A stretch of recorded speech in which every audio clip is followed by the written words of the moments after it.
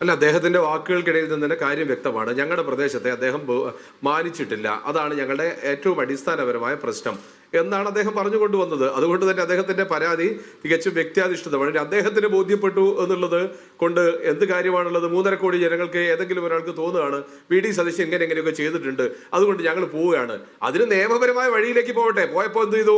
കോടതിയെ എടുത്ത് എറിഞ്ഞു. വിജിലൻസ് എന്ത് ചെയ്തു? അത് എടുത്തെറിഞ്ഞു. അതിനപ്പുറത്തേക്ക് ഒന്നും സംഭവിച്ചിട്ടില്ല. ഇന്ന് കേരളത്തിലെ മാധ്യമങ്ങൾക്കകത്തേക്ക് ഒരു ചർച്ച ചെയ്യാൻ വേണ്ടി ഒരു സാധനം ഉണ്ടാവണം. ആ സാധനം ഉണ്ടാക്കുന്നതിൽ ഇവർ വിജയിച്ചിട്ടുണ്ട്. കാരണം എന്താ? സ്വാഭാവികമായി ഇന്ന് വൈകുന്നേരം നമ്മൾ ചർച്ച ചെയ്യേണ്ടതാണ്. കേരളത്തിന്റെ ചരിത്രത്തിൽ ആദ്യമായിക്കൊണ്ട് ഒരു കേസിൽപ്പെട്ട്, പ്രത്യേകിച്ചും ഒരു തൊണ്ടി മുതൽ അടിവസ്ത്രം എടുത്ത് അത് വെട്ടിച്ചുരുക്കി തൊണ്ടി മുതലാക്കി ഒരു നാർക്കോട്ടിക് കേസിൽ പ്രതിയെ സഹായിച്ച ഒരു ഇടത് MLA സ്ഥാനം പോയ ദിവസമാണ് ഇന്നലെ. അപ്പൊ സ്വാഭാവികമായി നമ്മൾ ചർച്ച ചെയ്യേണ്ടതാണ് ആ ഇടത് MLA ധാർമ്മികതയാണ്. അത് ചർച്ച ചെയ്യരുത്. അത് ചർച്ച ചെയ്തിരിക്കുകയാണ്. എന്ത് വേണം? ഏതോ ഒരാൾ രാവിലെ ഒരു സാധനം എടുത്തു, വി.ഡി. സതീശന്റെ CBI എൻക്വയറി. സ്വാഭാവികമായിട്ടും എന്താണ്? കാള വെറ്റു എന്ന് കേട്ടപ്പോൾ എല്ലാവരും കൂടി ഓടി, കയറെടുത്ത് ഓടി. വൈകുന്നേരമായപ്പോഴേക്കും ഏകദേശം അതിന്റെ ഫ്യൂസ് പോയി. എന്നാലും ഫ്യൂസ് പോയപ്പോൾ ഉച്ചയ്ക്കൊക്കെ ചർച്ച തീരുമാനിച്ച സ്ഥിതിക്ക് നമുക്കത് മാറ്റാൻ നിർവാഹമില്ലാത്തത് കൊണ്ട് ആ ചർച്ചയുമായി മുന്നോട്ട് പോകുന്നു. അതിന് ഈ ഒരാളെ, ഒരു പരാതിക്കാരെന്ന് പറഞ്ഞ ഒരാളെ പിടിച്ചുകൊണ്ടുവരുന്നു. അതിനപ്പുറത്തേക്ക് ഞങ്ങൾ ഇതിനൊരു വാല്യൂം കൊടുത്തിട്ടില്ല. പിന്നെ അദ്ദേഹം ഇടതുപക്ഷ പ്രതിനിധി എന്തൊക്കെയോ പറഞ്ഞു. അദ്ദേഹത്തിന്റെ കാര്യം എന്ത് ഗോവിന്ദ മാഷോ അല്ലെങ്കിൽ അതിനേക്കാൾ വലിയ ആളുകളോ പറയട്ടെ, വി.ഡി. സതീശൻ ഇന്ന കാര്യങ്ങൾ ചെയ്തിട്ടുണ്ട്, അതുകൊണ്ട് നടപടി എടുക്കുന്നു. നിജിഷ, ഇവർ പറയുന്നതിൽ പ്രധാനപ്പെട്ട ഒരു ആരോപണം എന്ന് പറയുന്നത് വി.ഡി. സതീശന്റേതായിട്ട് തന്നെ വീഡിയോകൾ പുറത്തു വന്നിട്ടുണ്ട്. അതിൽ അദ്ദേഹം പറയുന്നുണ്ട്, ലണ്ടനിൽ വെച്ച് അദ്ദേഹം നടത്തുന്ന പരിപാടിയിൽ അദ്ദേഹം പറയുന്നുണ്ട്, ഇത്ര രൂപ, ഇത്ര പൗണ്ട് നിങ്ങൾ ഓരോ വീടുകൾക്ക് വേണ്ടിയും ഒക്കെ നൽകിക്കഴിഞ്ഞാൽ അത് വലിയ സഹായമാകുമെന്നൊക്കെ അദ്ദേഹം പറയുന്നുണ്ട്. അതായത് അദ്ദേഹത്തിൻ്റെ ആവശ്യപ്രകാരം അവിടെയുള്ള ആളുകൾ ഇങ്ങനെ പണം നൽകി എന്നതിന് തെളിവായി അവർ ഹാജരാക്കുന്ന ഇത്തരം വീഡിയോകളാണ്. അതൊക്കെ സതീശനെതിരെയല്ലേ? എന്റെ മകന്റെ കേസ് ഒത്തുതീർക്കാനോ എന്റെ മകളുടെ അക്കൗണ്ടിലേക്കോ എന്റെ കുടുംബത്തിന്റെ ആസ്തി വർദ്ധിപ്പിക്കാനോ വി.ഡി. സതീശൻ അങ്ങനെ ചോദിച്ചിട്ടുണ്ടെങ്കിൽ അത് തെറ്റാണ്.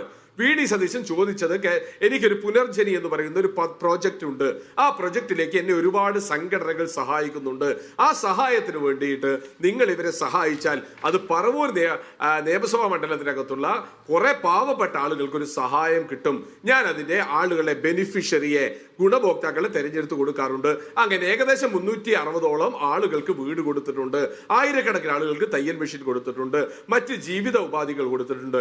അത് കേരളത്തിലെ ഒരു MLA ചെയ്തത് തെറ്റാണെങ്കിൽ നിങ്ങൾ തെറ്റാണെന്ന് വിധി എഴുതിക്കോ. അതുകൊണ്ടാണല്ലോ കേരളത്തിലെ MLA ജനകീയ കോടതിയിലേക്ക് 5 വർഷം കൂടി സഹായം നൽകിയതിനെ അല്ല ഇവിടെ ആരും ചോദ്യം ചെയ്യുന്നത്. അത് ശരിയായ രീതിയിലാണോ? അവിടെ ചട്ടലംഘനം ഉണ്ടായിട്ടുണ്ടോ എന്നുള്ളത് മാത്രമാണ് ചോദ്യം. വിദേശ നാണയ വിനിമയ ചട്ടം അടക്കമുള്ള ചട്ടലംഘനം ഉണ്ടായിട്ടുണ്ടോ എന്നുള്ളതാണ് ചോദ്യം. അല്ല, ഞാൻ ചോദിക്കട്ടെ, നിങ്ങളുടെ ആദ്യത്തെ ചോദ്യം ആ ഇടതുപക്ഷ CPM പ്രതിയുടേതായിരുന്നു. 11 വർഷം എന്തിന് ഇത് അടവെച്ചു എന്നല്ലേ? 2020 ഈ കാര്യം കിടക്കുന്നത് കേരളത്തിലെ പിണറായി വിജയന്റെ വിജിലൻസിനകത്താണ്. അവരന്വേഷിക്കട്ടെ, കണ്ടെത്തട്ടെ. അദ്ദേഹം വി.ഡി. സതീശൻ പറഞ്ഞില്ലേ, പേടിച്ചുപോയി, CBI വന്ന് ഞങ്ങൾ പേടിച്ചുപോയി. ഞങ്ങൾ ഈ CBI അന്വേഷണത്തെ ഇല്ലാതാക്കാൻ വേണ്ടി കേരളത്തിന്റെ ഖജനാവിൽ നിന്ന് 50 ലക്ഷവും 1 കോടിയൊന്നും ചെലവാക്കാൻ പോല. പിന്നെ ഇതേപോലെ തന്നെ ഞാൻ ഒറ്റ കാര്യം പറയും, ഇതേ മീഡിയ വണ്ണിന്റെ ഫ്ലോറിൽ വെച്ച് ശബരിമല നമ്മുടെ സ്വർണ്ണക്കൊള്ള കേസ് വന്ന സമയത്ത് ഏതോ ഒരു ചർച്ചയിൽ ഈ CBI കാര്യം പറഞ്ഞപ്പോൾ അന്നത്തെ ഇടതു പ്രതിനിധി പറഞ്ഞൊരു വാക്കുണ്ട്. അദ്ദേഹം പറഞ്ഞ വാക്ക് എന്താണെന്ന് അറിയോ?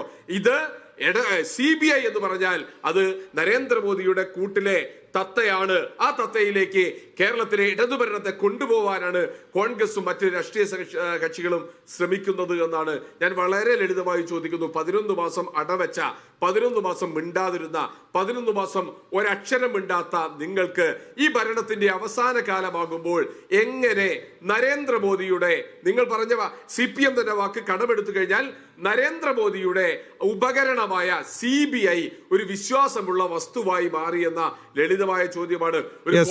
ഞാൻ തിരിച്ചു വരാം. എനിക്ക് ശ്രീറാം പറക്കാട്ടിലേക്ക് പോകണം. അതിനു മുമ്പ് ഞാൻ ഒന്ന് ജെയ്സണിലേക്ക് കൂടി പോവുകയാണ്. അദ്ദേഹത്തിന് പോകേണ്ടതുകൊണ്ട് ആരോഗ്യ പ്രശ്നങ്ങളുണ്ട്. അതുകൊണ്ട് തന്നെ ജെയ്സൺ, താങ്കളോട് ചോദിക്കാനുള്ളത്, ഇപ്പം ഈ പറയുന്ന 11 മാസത്തെ ഒരു കാലാവധി ഉണ്ട്. വിജിലൻസ് റിപ്പോർട്ട് നൽകി. താങ്കൾ നേരത്തെ ഹൈക്കോടതിയെ സമീപിച്ചു, CBI സമീപിച്ചു, ED സമീപിച്ചു. അവിടെയൊന്നും താങ്കൾക്ക് കൃത്യമായ ഒരു മറുപടി ലഭിക്കുന്നില്ല.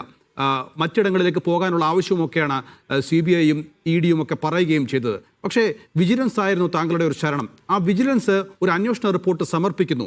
ആ അന്വേഷണ റിപ്പോർട്ടിൽ പറയുന്നു ഇത് CBI അന്വേഷിക്കണമെന്ന് ആവശ്യപ്പെടുന്നു. പക്ഷേ എന്തുകൊണ്ടാണ് ഈ 11 മാസം അത് സർക്കാർ പരിഗണിക്കാതെ ഇരുന്നത് എന്ന് താങ്കൾ അന്വേഷിച്ചില്ലേ? താങ്കൾക്ക് എന്ത് മറുപടിയാണ് ഇതിൽ കിട്ടിയത്? ഇത് 11 മാസമല്ല 5 വർഷമായിട്ട് ഉള്ളൊരു ഫയലാണ്. റിപ്പോർട്ട് നൽകിയ ശേഷമുള്ള സമയമാണ് ഞാൻ പറഞ്ഞത്. ഹൈക്കോടതിയിലെ ഡിവിഷൻ ബെഞ്ചിൽ കൊടുത്ത കേസ് 2025 ഡിവിഷൻ ബെഞ്ചിൽ കൊടുത്തപ്പോൾ കേസ് തള്ളിക്കളഞ്ഞില്ല. അന്നത്തെ ഇവിടുത്തെ വിജിലൻസ് ലോയർ അന്ന് പറഞ്ഞത് ഈ കേസ് അന്വേഷണം നടന്നുകൊണ്ടിരിക്കുകയാണെന്ന് പറഞ്ഞപ്പോൾ കേരള ഹൈക്കോടതിയുടെ ഡിവിഷൻ ബെഞ്ച് പറഞ്ഞത് ഇപ്പോൾ ഈ കേസ് പ്രിമച്വറാണ്, അതുകൊണ്ട് നിങ്ങൾ കുറച്ചുകൂടി വെയിറ്റ് ചെയ്യും, ഒരു ഏജൻസി അന്വേഷിക്കുകയാണല്ലോ എന്ന്. അതുകൊണ്ട് ഞങ്ങളത് വെയിറ്റ് ചെയ്തു. അതിനുശേഷം മുഖ്യമന്ത്രിക്ക് പരാതി കൊടുത്തു, അതിനുശേഷം വിജിലൻസിന് വീണ്ടും പരാതി കൊടുത്തു.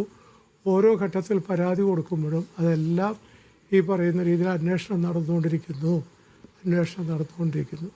അങ്ങനെ ഇപ്പോൾ വരുമ്പോൾ ഈ പറയുന്ന കേസ് ഇപ്പോൾ വന്നതിൻ്റെ പിന്നാമ്പുറത്തുള്ള രാഷ്ട്രീയ താല്പര്യമൊന്നും എനിക്കറിയാൻ കഴിയില്ല.